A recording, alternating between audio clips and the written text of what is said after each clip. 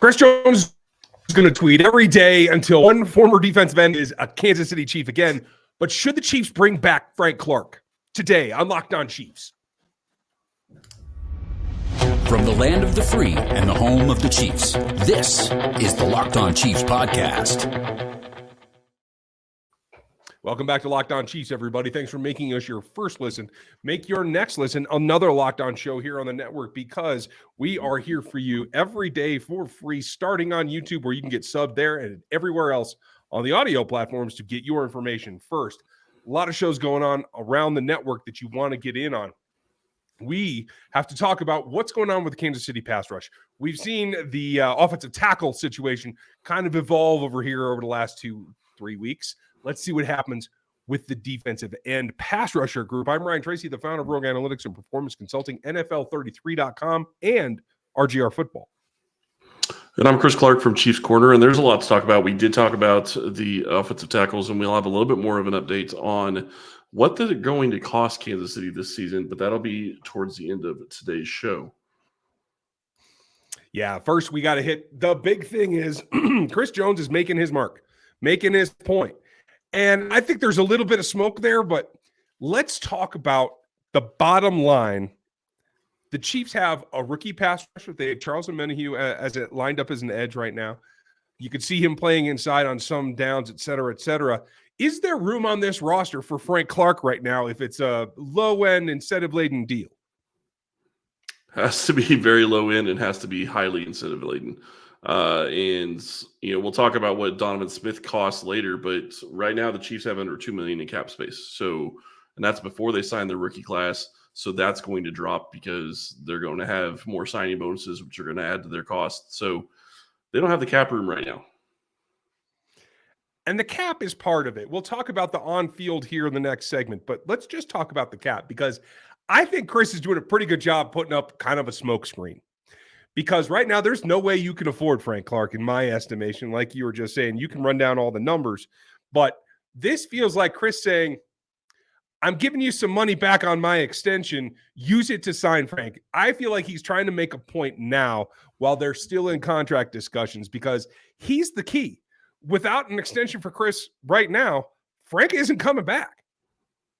Yeah, there's no way they can afford him without Chris doing some kind of extension and lowering his cap number from just over $28 million to much less. And quite honestly, when you look at what it would take or what Chris Jones could do and give the Chiefs some cap relief this offseason, he could take a little bit of a cut on his cap number, but still have a hefty cap number this year and not hurt Kansas City going forward as much, because he's already under the cap right now. So I think that they would be wise to maybe consider, okay, maybe we drop his cap number down to $15-20 million a year and free up enough to maybe bring in a guy or two and give you some space, but still keep his cap number up higher so it's not going to hurt you later. So what you're saying is, because this would be an extension on top of the current agreement, if you put that money up front in year one, when you presumably have the majority of your gaps on this roster filled, and by bringing in a Frank Clark would give you another option to fill those 53s, that allows you to put a chunk right now and limit what those cap numbers are in years 2, 3, maybe they even get to 4. I don't know. Yeah, absolutely. And you start looking at what Chris Jones's deal is going to do. I'm not even going to try to hazard to guess what his numbers are going to be. But say you give him a $20 million signing bonus, and I think that's low, but that's going to be a cap hit of $5 million a year on signing bonus. Well, if you make his salary for the year $10 million, now you're in a situation where it's not going to be one of those things where you're giving him this huge signing bonus and he's taking a large or a very small salary. And I think that's the best situation for Kansas City if they're going to try to make this happen. And that's really the only way you can bring Clark back, because you just don't have the money right now. You just don't. I agree. And I think kudos for Chris. This does feel like the agent is making some progress with the Chiefs. Like they've found some, I won't say middle ground, but they're getting closer is my guess. I think that this was supposed to take until just before camp, but the longer you wait, somebody might give Frank Clark a $5 million deal for a year. At this point, because we expect it to be less than that, he'd have to take that, right? So if you're Chris Jones and you want Frank Clark back, truly doing this every day for the next however many days could actually be effective in trying to move that negotiation along, get yourself signed, and get cap space for Frank.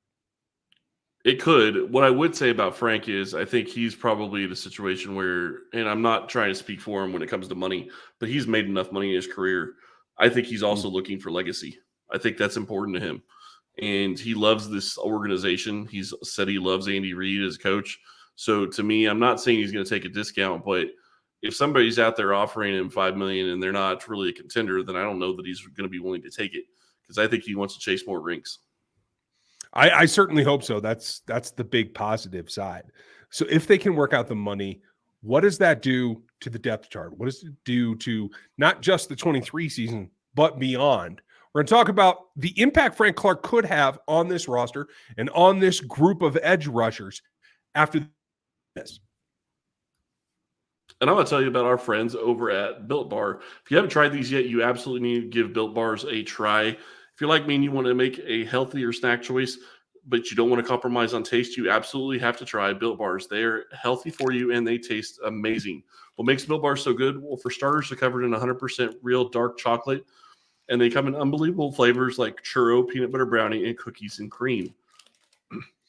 I'm not sure how Built does it, but these bars taste like a candy bar while maintaining amazing macros. And what's even better than that, they are healthy. Only 130 calories and 4 grams of sugar with a whopping 17 grams of protein. And now you don't have to wait to get a box. For years, we've been talking about ordering Built Bars at Built.com. Now you can get them at Walmart or Sam's Club, or get specialty boxes at Built.com. That's right. Head to your nearest Walmart today and get a 4-bar box of cookies and cream, double chocolate, or coconut puff. And at Sam's Club, you can get a 13-bar box of hit flavors, brownie batter puff, and churro puff. You can thank us later. So I stand here saying this is a plus for all the young guys that are on this roster. And that does not, for me, exclude Charles Omenihu, who I feel can still learn something from Frank Clark. Frank has the experience beyond what even a few years veteran Omenihu has to offer. I think the synergy that he brings lining up next to Chris Jones is something that everyone can learn. And I have to give Frank Clark a lot of credit. We've been hammering him for the last couple of years about not playing up to his previous contract. That's all out the window now. If what we talked about earlier is true, and it's a low-end, incentive-laden deal, there's no way that he can't live up to it because Frank Clark is that good. But the bigger thing for me is that we saw him take George Karlaftis under his wing last year. George's been working out with Tom Bahali this summer as well, and I love that aspect. But there's not like having somebody, a mentor in the room. So I'd like to see that continue. And I feel like Felix Anudike-Uzomah could really, really use a mentor like Frank Clark coming into the future. Yes, it'll affect this year, but my theme is I think it's going to affect the next 3 or 4 years by building those two guys up even further specifically. I agree with you. And I think that when you start looking at what Frank Clark could bring to this team, he's a guy that he doesn't have to play. He doesn't have to start. Now, whether or not he starts is a whole nother discussion, and we can get into that after they sign him. But he doesn't have to start on this team to be effective. He could come in and be in the NASCAR packages, and maybe that's where he would be best at, coming in where he's completely fresh and coming in just to rush the passer, and coming in at other times to help, spell the younger guys, as you would say. I think that this is an interesting move. If they bring in Clark, that gives them another pass rusher that they know that they trust. And you're absolutely correct. They also get a proven veteran in there that can help Karlaftis, that can help Omenihu, that can help, Felix FAU. I'm just going to say that. I'm going to try to say that from now on because I just butchered that last name. I apologize. But I do think that this is a good move that they could look at doing. And you're right. As we talked about with salary, if they're going to get it done, they need to get it done soon. I think there is an impetus for that because you never know what's going to happen. You could have an injury where you need cap space. You could have a number of other things. But the big thing here is about getting after the quarterback. We saw the group as a defensive front make a turnaround last year and get a lot more pressure. Their sack count went up. Now it's about really stressing and getting to those quarterbacks that have been a little bit elusive or have given the Chiefs a lot of trouble. kind of a funny video came out this morning on the pre-schedule release with Orlando Brown telling the mayor of Cincinnati, this was better you not saying anything than what you did last year.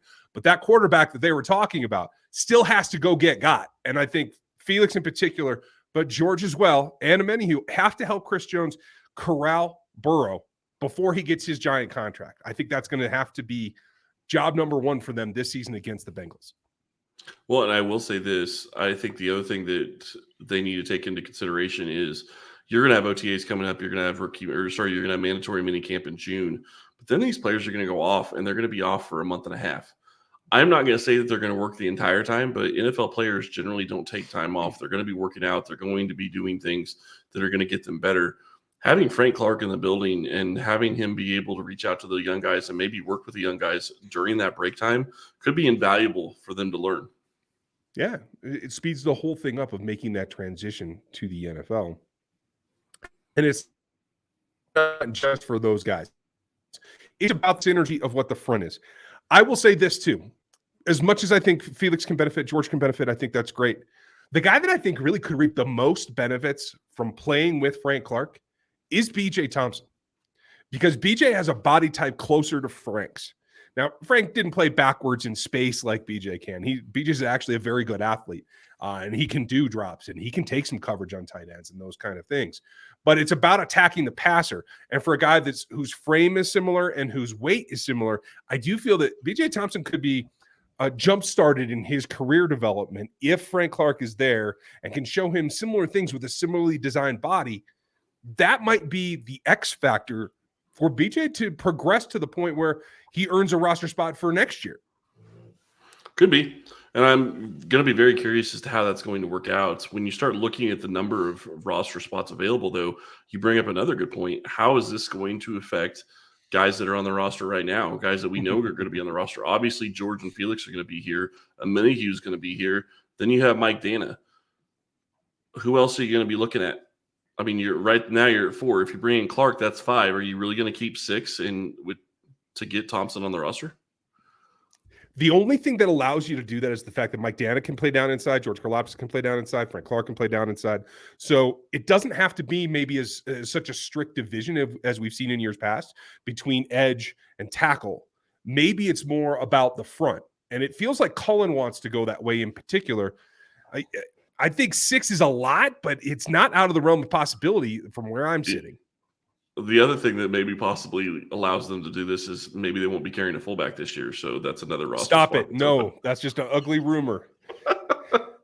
Andy, you're welcome. Andy mentioned it on the Kelsey show on New Heights that it's being phased out. When Andy Reid says we're going to phase out the fullback, something has gone terribly wrong, and this is an end of an era. I refuse to believe it. There are a couple of guys that are going to go to camp, and we're crossing our fingers.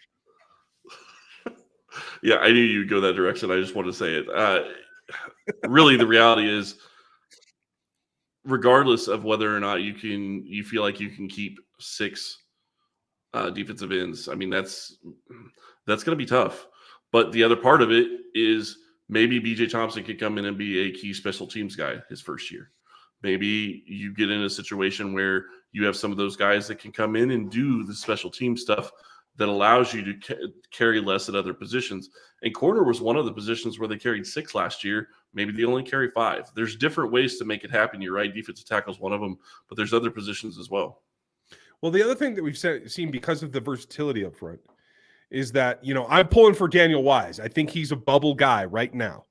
So if you're telling me that there's a possibility that Chris Jones, Derek Nottie, Turk Wharton, and Keandre Coburn are the only interior tackles that they keep, I could see that as a possibility because I think Wise is right on the button there. So if there's only 4 tackles, you could keep 6 edges and feel like you have enough versatility back and forth to make it with those 10 in the front. And that's something we've seen them do in the past. Imagine that you're going for a KU guy in Wise. Hey, you got to keep your fingers crossed. Yeah, just like you are for fullback. So just wait till there's a KU fullback. Just wait. Yeah. No, thank you. Don't need to go there at all. This is just going to be intriguing to see what Kansas City does, because if they bring back Frank Clark, there's going to be a lot more that's going to flow into it other than just bringing back another defensive end that's going to be on the roster. He has so much leadership and so many people in the organization loved Clark, it makes a lot of sense for Kansas City to look at doing it. And quite frankly, you look at they bringing back Jerick McKinnon when they did. I mean, that's another sign that they're going to be looking at guys that could just step in and serve a specific role, because that's really what McKinnon is. Agreed. It is getting narrower and narrower. So what can they afford to do? What are the other possibilities? Couple of other things. We have numbers on Donovan Smith and whether that stresses out the cap as well. We're going to cover it and give you the details of what that means for this roster on the backside of this. So I know you're itching to go over all the data because we finally got numbers on Donovan Smith. What does it mean? So I won't say I'm itching, but I do think it's interesting. Donovan Smith's deal was talked about as being a $9 million deal. Currently, I will say this: Kansas City has $1.9 million in cap space. And again, as I said earlier today, none of their draft picks have signed their contracts, so we don't know what signing bonuses are. That's going to affect the amount of cap space they have available. So you could look at a situation where maybe you're down to less than $1 million in cap space when all of these guys are signed. That's certainly possible.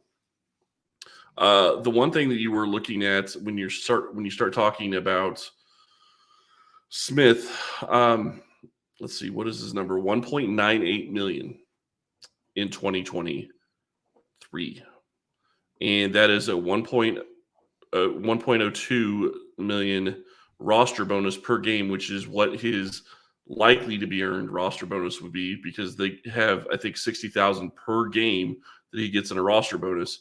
And he played 13 games last year, so that is likely to be earned. There's going to be another 240,000 that would be considered not likely to be earned, which would go against next year's cap if he is playing for that entire amount. That still is peanuts if he's able to regain his form in 2020 or 2021. Now, 2022 was admittedly really, really rough for him, but I still think that player is in there. Yeah, and I want to apologize. I was incorrect. His base salary is $1.98 million, so just under $2 million base salary, per game roster bonus of 1.02, total cap number 2.76. So a little bit more than that. The reality, though, is they talked about it being a $9 million deal. So there's a lot of not likely to be earned incentives in here that we don't know about right now. And I did ask a question to, Jason OTC, the guy that runs over the cap, and Joel Corey, and I haven't got an answer yet. And I need to do some more digging in this, but I'm curious, can they do not likely to be earned incentives with players? Is it just player specific? And what I mean by that is Kansas City won the Super Bowl last year, but Donovan Smith wasn't in Kansas City. So if they do a not likely to be earned, can they do not likely to be earned incentives based on an AFC Championship game and a Super Bowl because Donovan Smith wasn't here? Fair enough. I mean, if you think about that, I mean, that could be $2.5 million. I mean, I'm just throwing out numbers. We have no idea what those incentives are. We'll get them at some point. Maybe it's even making an AFC Pro Bowl. Well, if he couldn't have made the AFC Pro Bowl last year. Does that count as not likely to be earned? That's a really great distinction, because you got to think it was a significant year for him last year. He gave up 35 pressures, which atypical for him. He had been running a little bit lighter than that in years previous, but I'll say this, it's still significantly lower than both Andrew Wiley and Orlando Brown. So does that make it more likely? That's a great question. I hope that you get an answer to that, because I'm looking forward to finding out, to tell you the truth. I just thought it was fascinating that you could go that direction. I'm sure that some of his incentives are based on how he plays, on how many pressures he allows, how many sacks he allows. I'm sure that some of those incentives are going to be based on that. But it's curious to know whether or not getting to championship games, getting to Super Bowls, winning a Super Bowl, if that is something that he could possibly do, because it's based on the player, not based on the team. Yeah, it's a specific role. And let's be real. The more I hear about this deal, the more I feel that this is you tell me if I'm wrong monetarily, more than likely it's a 1-year deal. This is a Band-Aid to get through to the next draft pick or the next solution at left tackle. I don't see this as a long-term deal. No, I think it's only a 1-year deal. Right now, over the cap only has it as a 1-year deal. I think the NFLPA side only has it as a 1-year deal. I don't think that there's going to be any kind of void years in this. I don't think it's like you got a big signing bonus that is spread out in void years. It doesn't appear that that's the case. So now it's just a question of what are the other incentives? How likely are they to be earned? I mean, you're talking basically what, $6 million in incentives, almost a little 6.5 or 6.25 almost, considering they said it was almost $9 million total. So really curious to see what the incentives are, because that will affect Kansas City next year. But I don't think they're really going to care if he plays well enough to hit the incentives and they go win another Super Bowl, or even if they do well enough and they keep Patrick healthy. That's, I think, the biggest key of it all. Yeah, I think the outcome on Patrick is probably the biggest measurement of whether that's successful or not. But for this year, it looks like there's going to be a competition there at left, and he's out front of it. Can Wanye back him up or back up the right side, be the swing? I think we're going to have to find out here in the next coming weeks. So give us a little bit of a clue. Yep. And I have a question for you, and this is kind of off the cuff, but it was something that was talked about today, and it's been talked about for the past couple of months. Do you think Kansas City adjusts Mahomes' contract this offseason? You know, I do hear that coming up more and more. The more I look at it, I just don't know if that's the right timing, because there's no impetus right now, I feel, to do that given what the dollars are. Yes, if you wait 2 years, you're going to have to do something. I still feel like 25, 26 is about the range, but if they're trying to get ahead of it, I guess you could see doing it now. It doesn't make any sense to me, but I'm not sure they're trying to get ahead of it near as much as they're just trying to keep Patrick paid where he should be paid. And I'm sorry, to be fair, I don't think he should be paid as like a bottom of the top 10 quarterback, which is what he's going to be paid once Joe Burrow and Justin Herbert get paid. Well, like Andy Reid said on New Heights, he makes enough money. I understand that. I'm not saying that they need to. I'm just saying I think it's interesting that it keeps coming up and more people are starting to talk about it. I think that's contrived in the media. I don't think Patrick's pushing for that. And I certainly don't think that the organization wants to do that ahead of time, because the longer you can ride this out and as he said, that's what they're looking to do, because Veach says a lot of things that don't end up happening.